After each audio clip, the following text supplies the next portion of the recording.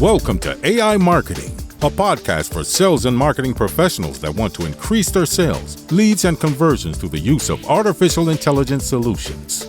And now, here's your host, Mark Verdelman. Hello, everyone. Welcome to AI Marketing. Today, joining me is Christian Perry. We're going to talk about why humanizing AI content is important. That's, to me, an oxymoron, but I'm sure Christian will get into that with us. Look in the show notes for his contact information. But before we jump in, Christian, can you give us a brief intro to yourself before we dive in? Yeah, absolutely. Thanks for having me on here, Mark. My name's Christian Perry. I'm the founder and CEO of Undetectable AI. Before this, I had a financial technology company using very early large language models like ChatGPT back before ChatGPT was a thing. And I just call myself a serial entrepreneur. So that's a little bit about myself. Excellent. And I've used Undetectable.ai myself for a wide variety of reasons. But Christian, besides your own technology, what other AI tool do you recommend people use? Yeah, I think there's a lot of incredible AI programming tools out there like Lovable. That's probably the one I would point to as a great equalizer that people can go and use and essentially go and create a website or create their own business without any programming skill whatsoever. Wow, it's called Lovable, Lovable, yes. lovable.ai. And what do you do with it? So with Lovable, for instance, it's Lovable.dev, and what you can do is Dev. go and say, "Hey, create me a shopping store that sells candles, and the price per candle is going to be this, and it's going to be hooked up to Stripe, and it'll build the entire website just based What? off of your prompt." I got to try this. I don't sell candles, but I still got to try it. Or I mean, that's obviously just an example, I but yeah, know. you can build all kinds of really incredible things, something to, track your own productivity. I mean, just about any app you can build on a lot of these AI programming tools now. All right. Well, that's one I haven't heard of, one I'm going to go check out. Thank you very much. So let's get into it. Why did you build undetectable.ai?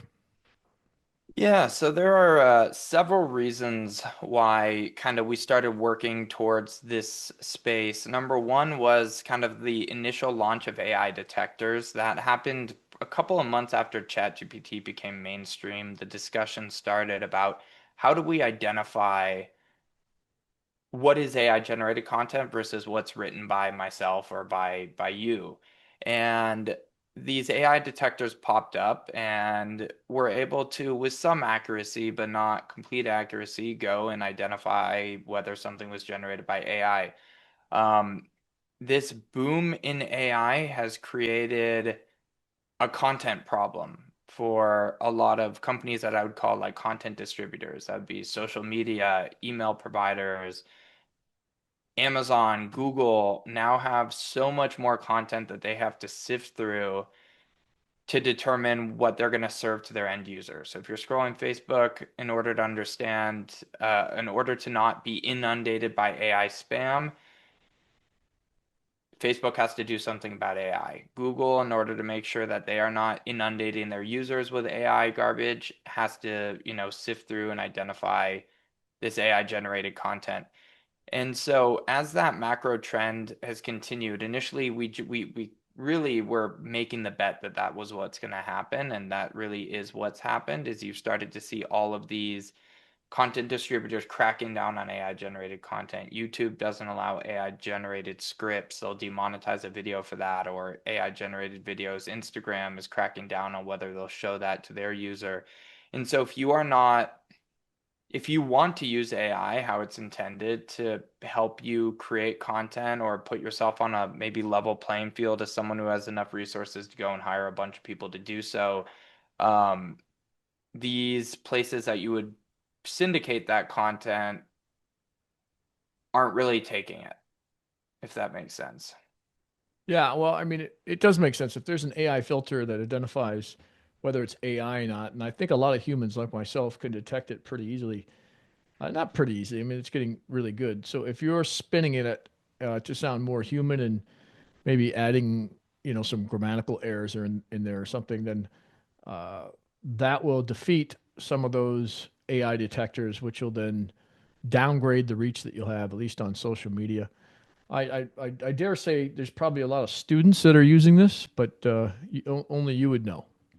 We do have some student users. That's not our primary focus or our primary revenue driver, but it is something that I think students worry about, even in using something like Grammarly or a grammar checker. That, I mean, those are AI systems, and Yes. that doesn't make them bad. But if you have your content being optimized by an AI, then it's still going to flag as AI generated. And so even handwritten pieces with something like a grammar checker can flag, and there's also false flags. And so there's all kinds of reasons that people use a product like ours.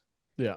Okay. I'm not going to give you my use case, but it had something to do with some sort of educational thing. But why do you think, just to take this in a little bit different direction before we get back on track, why do you think it's so important to some of these institutions? I understand why social media doesn't want it because there'll be a bunch of nefarious actors, there always are, that are just generating so much AI content it's overwhelming everything else.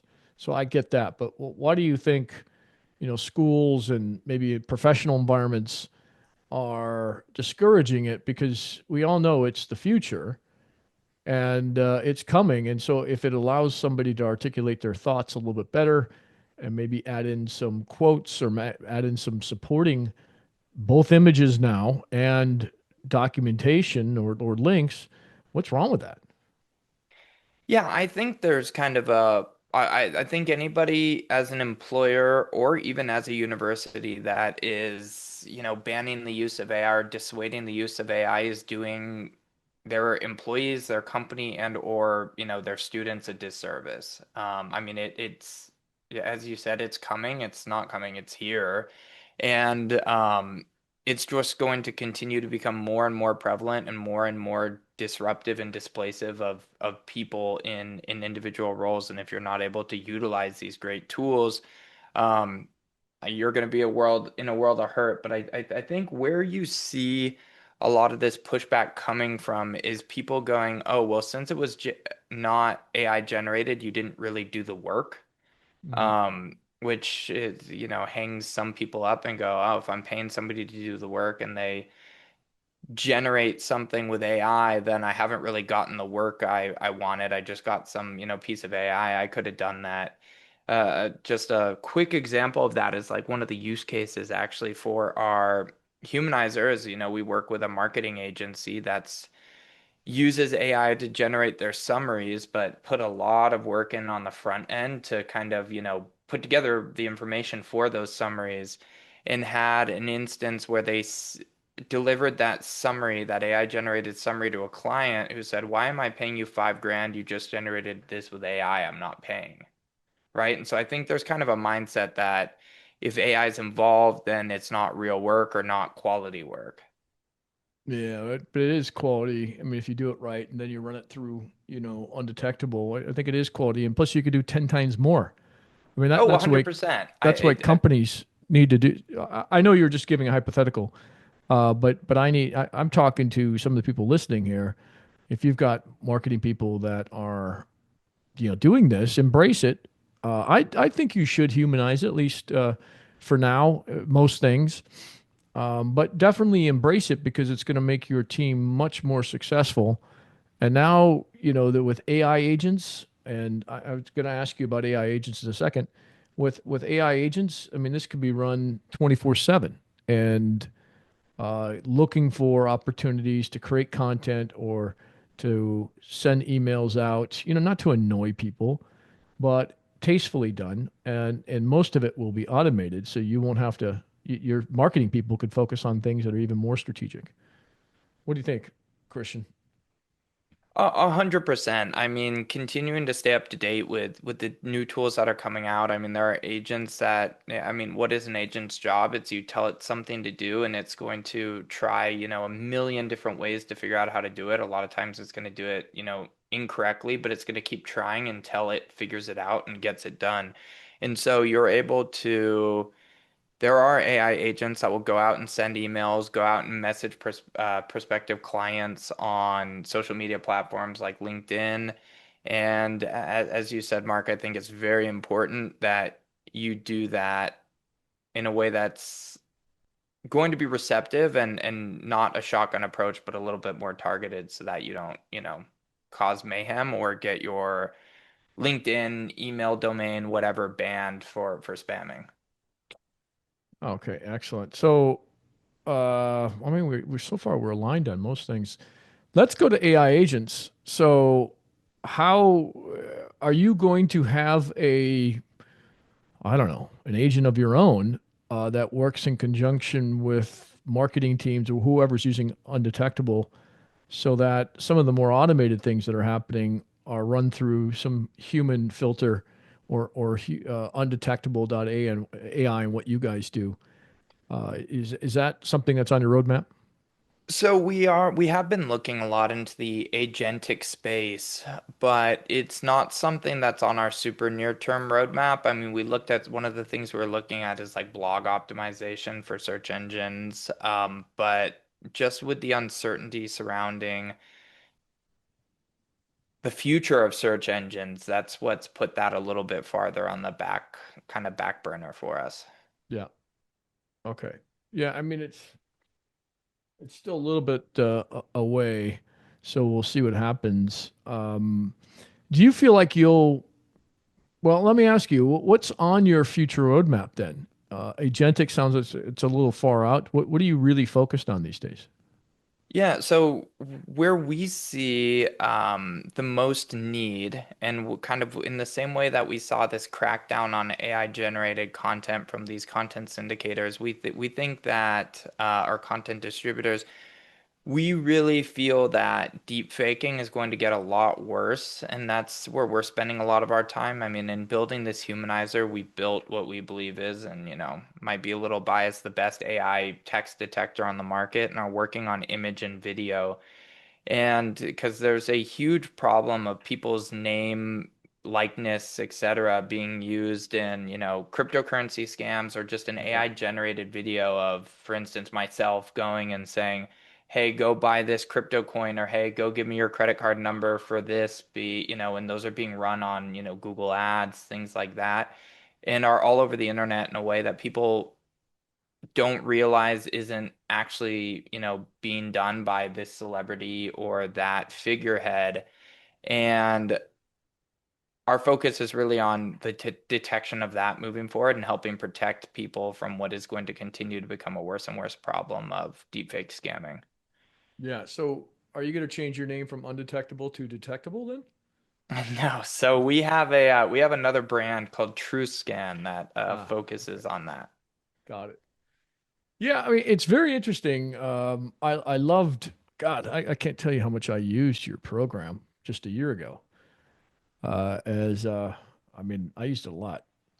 But I was thinking to myself, well, it's only a matter of time before, AI can emulate a person's voice. If it sees enough of its own content and gets rid of those double dash, whatever those things are, that M dashes, M man. I mean, dashes. telltale AI right there. Yes, Yeah. exactly. So I can't even use them. I used to use dashes. I don't use them anymore in my writing because people will think that part of it's AI. So those are annoying. I don't know why they appear there, and whether that's programmed in or the AI just thinks it's being clever or something. Instead of using commas or semicolons, it just extends a sentence out by using those M dashes. And I don't even know why they call them M dashes. I don't know why they're called that either, but that's anytime I generate something with AI, that's the first place I go. I'm like, I'm getting rid of those. Yeah. Um, So and undetectable, does it get rid of them? it does get rid of that. Actually, we are able to use some M dashes. We use them on a lot less frequency, Hmm. but yes, I mean part of that is removing what people call markers of AI. Yeah. Okay. Yeah, I like your future focus on going from humanizing things to detecting non-human things. I mean, it stays within your ethos and your theme, and will be extremely helpful. I'm hoping that people listening to this would just integrate it into their programs, their AI programs that they're creating. So that either it's an option or it's just gives you another version of it. I'd love to see you integrate with OpenAI. I don't even know if they'd let you. And then you can use the undetectable chat GPT module, for example, and it just writes, first it writes it in chat GPT language, and then you see another version side by side that's written by undetectable.ai, and you can choose which one you want to use. That'd be a great We idea. actually have that coming through a Chrome extension where it'll, allows you to humanize on whatever large language model you want to use, and directly through ChatGPT you can humanize. But you're right, I don't think they would work directly with us, but there are a lot of other AI tools that are using us as a piece of their kind of technology layer, because as you highlighted, it's especially for certain use cases quite important. Yeah.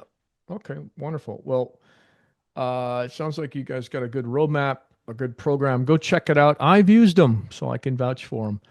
It's not perfect. You still have to go in there and make it your voice sometimes, but I would definitely use it if your goal is to create content on social media that's not going to get denigrated because it's detecting some sort of AI, or you're in a school setting or a professional setting where they still frown upon it. So, with that, is there anything, Christian, that I should have asked that I didn't ask?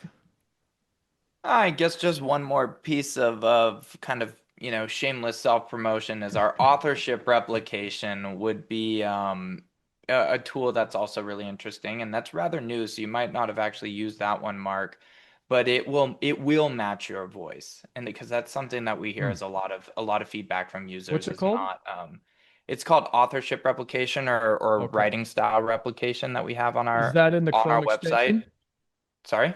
that in the Chrome extension too? It is in the Chrome extension and on our website now, Wow. Okay. and we're Wonderful. quite excited about that. Well, so am I now.